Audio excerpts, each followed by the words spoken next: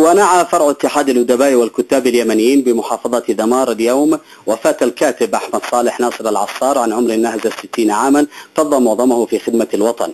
وذكر بيان النعي مناقب الفقيد وإسهاماته في تنمية الحركة الثقافية بمحافظة دمار من خلال توليه قيادة فرع الأدباء والكتاب بالمحافظة بعد تأسيسه، إلى جانب إسهاماته في حركة التنوير وتبنيه لقضايا المجتمع من خلال كتاباته في صحيفة الثورة والتي استمرت عدة سنوات من خلال عموده اليومي برقيات مع التحية.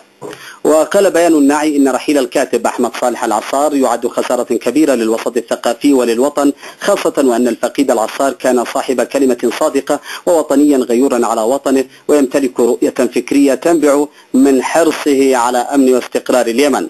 وعبر البيان عن عظيم التعازي والمواساة لأسرة الفقيد وزملائه من الرعيل الأول من رواد الحركة الثقافية والإبداعية بمحافظة دمار والوسط الثقافي عموما. وكان الفقيد قد تولى خلال حياته الحافلة بالعطاء قيادة الغرفة التجارية والصناعية بالمحافظة عدة سنوات.